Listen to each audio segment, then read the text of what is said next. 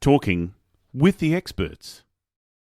Hello and welcome to Talking with the Experts. My name's Rose Davidson from rosedavidson.com, and Talking with the Experts is about all things business by business owners for business owners. And you can find it on all good podcasting streaming platforms and on YouTube. And I would really love it if you could go across to the channel and subscribe to the videos, and maybe to click on the bell so that you get notified whenever my videos are uploaded. And today my guest is Marvin Storm, and he's got a quote that says, every entrepreneur needs to figure out how they will exit their business. The most profitable exits don't happen by luck, they're planned. And a little while ago, Marvin sold his business and thought he would just sit back, take it easy and enjoy his life. And it didn't take long before he got bored. So this got him to thinking about his last exit from his business and realised that if he had been better prepared for this exit, it could have gone a lot better for him. So his juices were fueled and had fueled his thought processes that led him to start the business called Business Exit Stories Podcast, and then write a book called Pack Your Parachute, How to Double the Amount of Money You Put in Your Pocket When You Sell Your Business, and developing a process to maximize the enterprise value of a business prior to exit. Welcome, Marvin, and thank you for joining me today. Oh, it's delightful. I appreciate you having me. Sure. So I guess a lot of entrepreneurs start by a passion or a thought or something. They think, they've got a service, a product or whatever to offer their audience, their clients, potential clients. So how did you come up with this thought? Well, as you mentioned a little bit in the introduction there, I, have been involved in several businesses throughout my career spanning several decades, and I've had some small exit, but the last exit was fairly good sized, and it involved, boards of directors and outside capital that I had brought in from private equity and bankers, and it was an entirely different scale of an exit, and I just hadn't been down that road before. And a lot of entrepreneurs, people that run businesses, spend most of their careers with their nose to the grindstone, not looking up to see what's around the corner or down the road. And when it comes time that an exit is becoming imminent, or they start thinking about it anyway, they really are kind of at a loss because they haven't done that before. Entrepreneurs are good at figuring out things, and they learn by going through a process and making mistakes and self-correcting and figuring out the process, and they become pretty good at it. But an exit is generally something you do just once, and you're not going to get too many times to, learn through experience. And it may be your only exit when you exit your business. And that was, at least at the scale of my last exit, I had never done that before, and I made a lot of mistakes. I did okay, but I could have done better if I had been down that, or if I had a mentor or a coach, or had been more familiar with the process. And after I sold my business, I thought I would just sort of fade away, as you said, and I took it easy for a while. And, being a type A personality and kind of in go mode all the time, it didn't take long before I was bored stiff. And I listened to podcasts all the time. And I got to thinking about my last exit and what I did right and what I did wrong.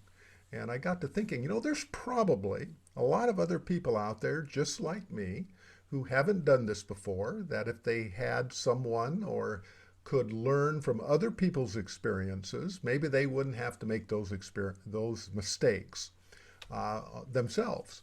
And so I got to thinking about that. And initially, I was going to just interview people that had exited their business and have them tell their stories. I did that for a few interviews, and I could tell very quickly that every entrepreneur thinks their exit was the exit to end all exits. Theirs was bigger and better than anybody else's, and that was unique and interesting, and it certainly was for them. But to make it engaging and interesting for a wide and large audience, I didn't think it was going to be a real uphill climb. Then I just had this epiphany one day. Why aren't I talking to the people that do this every day, all day long? And that's the mergers and acquisition specialists, transaction attorneys, CPAs, the chartered accountants, investment bankers, wealth managers, people that are involved in the transaction flow of helping people sell their business. And so I did. I contacted a few people I knew, and then when I ran out of those people, I started talking to people I'd been introduced to or referred to. And they have hundreds, if not thousands, of stories of transactions that they've been involved in. I asked them to pick out, two good transactions and two bad transactions for the podcast, and we would just have a discussion about those transactions and what the takeaways were and what others can learn by listening to these transaction stories. And it's been just a home run hit. The podcast is always interesting. Rarely are there two stories that are the same or even close to being the same. And it just got a lot of positive feedback, a lot of lift under the wings of the podcast. And more importantly, I just love hearing from people that listen to the podcast saying, quote, things like, I'm sure glad I listened to that story. That guy sounds just like me. I don't want to end up like him. I'm going to do things differently, and that's really the purpose of the podcast. And it's just been enjoyable to do that. Absolutely. So would you like to share with us the things that you learned from your last exit, the good things and the bad things? Well, I learned a lot of things, and it's really difficult. I mean, the learnings, and when you go through, there are just so many things that can come up and go wrong. I just decided that I would, kind of summarize them into major categories. So I came up with, kind of 9 categories or 9 things that are general themes. And I created an acronym from that, and it was parachute. And I really used the metaphor of, a pilot that when something goes wrong in their plane, they always have their parachute packed, and they know who packed the parachute. They know it's packed right. They don't wait for the plane to be on fire and then it's going down with engine troubles to try to pack their parachute and jump. They grab that parachute, they go for the exit, and they jump and, float gently to the ground. So that metaphor really meant a lot to me. I think that people that pack their parachute, is metaphorically speaking, that they know they're going to jump from their business at some point in time. They're going to exit that plane, that business that's taken them so far and so high, and treated them good and provided a living for themselves and their family and hundreds of employees perhaps. But they're going to have to figure out, people aren't going to live forever. Now, that's one option. That's not likely to happen. People are going to close up and discontinue their business or go bankrupt. That's not a great option. They're going to pass it on to a partner or a family friend or someone like that. Or they're going to sell to someone they don't know, a third party. 95% of the time these days, since there are very few generational second and third generation businesses nowadays, it's probably going to be sold to a third party. And if that's likely the outcome, then you know what type of exit you're going to have and what you need to do. And there are some very hard, fast rules and things that you need to be aware of. And that's why I created this acronym for parachute that really, starts for, being prepared and, not being addicted or over reliant on a set of customers, and having different revenue types and adopting some sort of competitive advantage or competitive moat, and the culture of your company, and all these things that parachute sort of stands for. And with the E at the end of the parachute is being ready for that exit, and what you need to do, kind of that final checklist of things you need to do when you get ready for an exit. And those are the type of things that I went through my experience. And when I was looking at what I learned, I kind of categorized these things and came up with this acronym that I think it does really apply to all types of businesses. So I guess what is that leads into the question then? What is the best exit strategy for a business? Well, I hate to say this, but it depends. It really depends on what your objectives and goals are. For someone that is 35, 40 years old and they've really done well and they're kind of getting burned out and they kind of want to move on to the next thing, they're just tired of doing what they were doing. Maybe they fell into the business uh, and they started it and it kind of took off on them, but they weren't all that passionate about it and they just want to move on to something they feel a little bit more passionate. Well, that person is going to have different motivations when exiting a business and how he wants to exit the business versus someone that is looking to retire. Their motivations are entirely different. And they may be able to, for tax considerations and other things, they may structure the transaction differently and how they want to exit and how much they want in cash and how much they're willing to carry in a promissory note. Some people are just interested in legacy. And actually, I was on a podcast just a few days ago with a person that had a business that had been around for 35 years. And they had started it from their garage, had grown it to hundreds of employees. And they were well respected, had built up a tremendous brand in the region that they lived in. And they were known far and wide for being the best of the best. And their motivation, they had done very well. They had invested money outside of their business. They weren't all that concerned because they were financially solid. And the most motivating thing for them was they wanted to find someone that would carry on their legacy. They didn't want the business to disappear or change tremendously. They wanted someone to carry the torch and continue to grow it and continue to provide the customer service and continue to nurture the brand. And so they actually took less money for their business because they found the right person who was much younger, had their similar values, had lived in the community most of his life, and they were willing to stay on for several years at almost no pay, very low compensation. They were just motivated to make sure that what they built endured. So it depends on what the motivations are. For someone that is looking to invest in their next project, they may want all that money in cash, not carry back anything. And so it's motivation that is the key to structuring a successful exit. What is successful for one person may not be the right type of exit or what they would consider a success for someone else. Yeah, that makes a lot of sense, depending on where you are in your life. And, as you say, what motivates you to either exit the business or to stay on as an advisor, I guess, in that capacity. Um, so, I mean, bearing that in mind, I guess strategies, there must be something like, investing the money, something, or, getting the best payment option available, paying off your mortgage or doing whatever.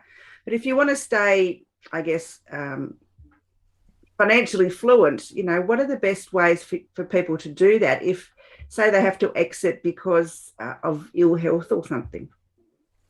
Well, I think there are some key things that for anyone that has a business out there that's listening to the podcast here and thinking about, well, maybe I should start thinking about an exit. I've been working for the last 5, 10, 20 years and, gee, I hadn't thought about selling, but maybe I should start thinking about that.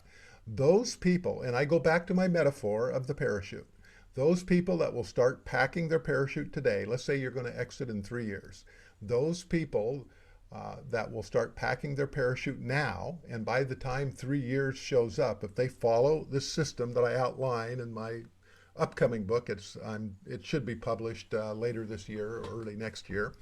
I'm just putting in the final touches on that. If you follow the process, you will find that you'll have a tremendous different outcome in dollars, actual dollars that you put in your pocket. I wouldn't say 100% guarantee because I don't know how diligent people will follow the process, but I can confidently state or provide a high degree of proof or confidence that those people that start today will probably double the amount of money that they can put in their pocket by the time that exit date arrives, if they have 2, 3, or 4 years to plan for that, and they do the right things, and they are able to focus on a high degree of execution on teeing up their business for sale. And for those that, just for a variety of reasons decide that they need to sell their business. And generally what happens, I find that 80 or 90% of the time, a lot of people come to the table and reach out to a business broker or an M&A specialist, or someone that facilitates business transfers and sales, and they show up at their front door and they need to sell tomorrow. They need to sell as quickly as possible because there is a family emergency, there's a health issue, there is a partner issue. They can't get along with their partner anymore, or they're just burned out, or a competitor enters the market and is providing a lot of downward pressure on pricing and margins, and they just don't see how they can continue to compete, so they want to get out. For all of those reasons, if you are not prepared, it becomes very evident very quickly that you need to get out. And when you need to get out, it's kind of like a lion sensing that their prey is wounded and they pick up the scent of blood. They know that they can attack and they will be able to be successful in bagging their prey. Well, people that are buying businesses will be able to sense that you are motivated, that you don't have a lot of time, that your books aren't in order. Your presentation on why you're selling doesn't really kind of make a lot of sense, or a whole host of things. And you won't be able to maximize the value that you've spent decades and maybe a lifetime building. So my advice, quite frankly, is if you don't have to sell today, pick a date in the future that makes sense for you and your family and your employees, and work toward it. Plan. Put things in place. Every buyer, just put yourself on the other side of the table. A buyer is coming to the table. He's going to want certain things, just like you would want if you were buying a business. Well, what are those things? Things like, are your employees loyal to you? When the new owner comes in, do you have employment agreements in place? Are your employees well taken care of? Are they compensated competitively? Are your competitors going to pick off your most valuable employees, leaving it difficult for the new buyer to succeed? Do you have concentration of revenue? Is a large portion of your revenue with one customer? I had a podcast interview a few months back where, if you can believe this, I couldn't believe it actually. I'd heard of concentration of revenue being 60 or 70% of your total sales. That means if you had $1 million in sales, or you have $700,000 in those revenue coming from one customer. That's not all that unusual. Not a great thing to have, but it does happen. But this particular business had 97% of his business from one customer. He was in the whole. He had sold a product and got into the largest retailer in the world, being Walmart, and 97% of his business was with one customer. And so if that customer decided to go in a different direction, he has nothing, absolutely nothing. And so when a buyer comes to the table, that freaks the buyer out. You cannot finance a business. Even with 50, 60% of your revenue with one customer, it's impossible. Unless you have a very special relationship with the bank, or a tremendous amount of collateral that you can collateralize the loan outside, you're never going to be able to finance that business. You just can't do it. Bankers will not lend because that's a huge risk factor. So when you take a look at those things, you should have no more than 5 or 10% of your total revenue with one customer. And if you do, then you got a problem. But if you have 2 or 3 years to plan and work your way out of that problem, it's very solvable. but it's not solvable in the last 6 months or a year. It's impossible in most cases. So those are just a couple of things, you know. Yeah. So would you advise that people would go through a broker or a similar type person rather than just doing it themselves? Oh, you know, entrepreneurs are free spirits. They're can-do people. They tend to believe and have proven in their careers that they can solve difficult problems. And I think most entrepreneurs, if they were to sell 10 businesses, by the time they got to the sixth, seventh, or eighth business, they would have figured it out. They would have gone through a learning curve. They would not make the same mistakes again. And they would do a pretty good job of figuring out. But unfortunately, unless you're a serial entrepreneur and have done this a dozen times, you're only going to do it once. Generally, like myself, I'd had several small exits that were okay, but high six-figure exits. But this was a high seven-figure exit, and it was millions of dollars involved. And as I said, different rules, different game. It's like playing in the minor leagues versus the major leagues. Once you get up into the major leagues where you're playing for, with professionals and people that do this all the time, because a lot of times I sold my business to, a group that bought businesses as routine. And they were very good at what they did, and they had some very specific processes they followed, and I just wasn't familiar with those processes, and I wasn't able to give them everything that they needed, and so they were able to have negotiation points that if I had been a better prepared, as I said before, I would have been able to be in a much stronger position to negotiate different types of terms. And that's the same with every business. And so if you're smart, you don't want to try to do it yourself.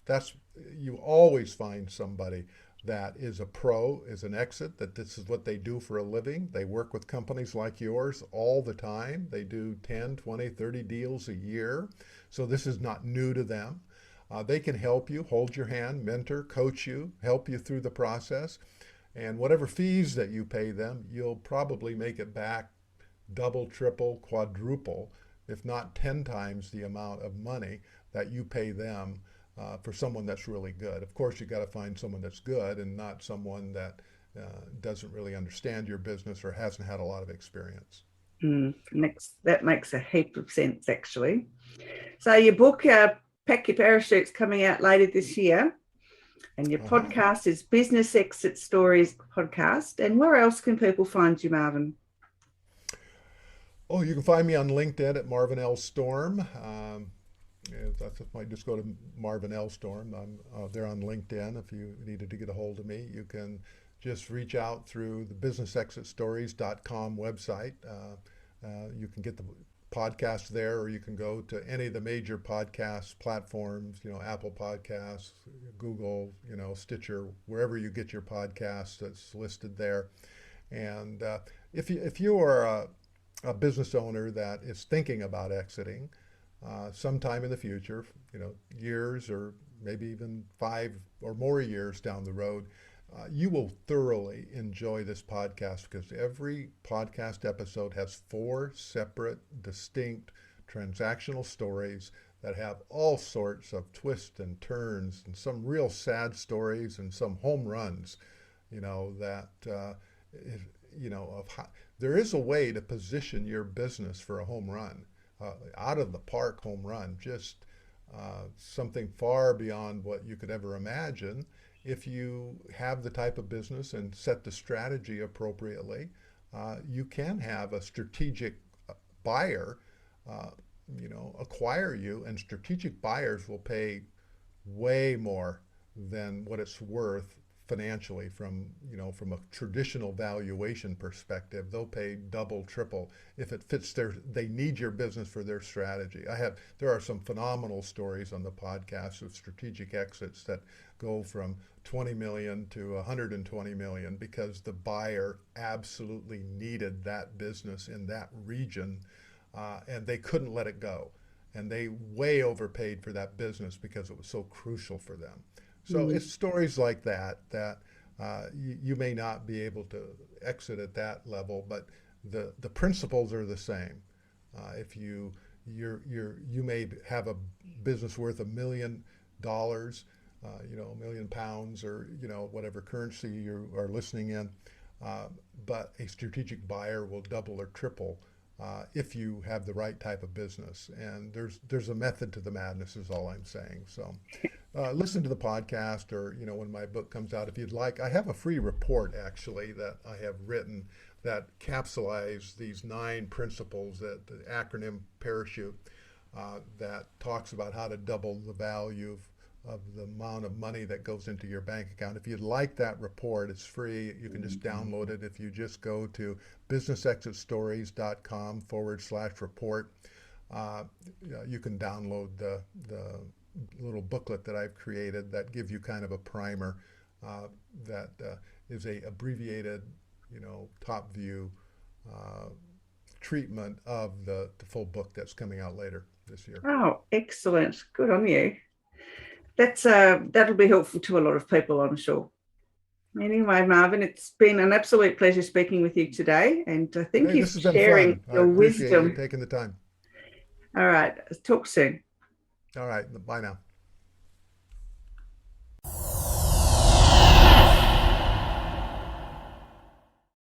Talking with the experts.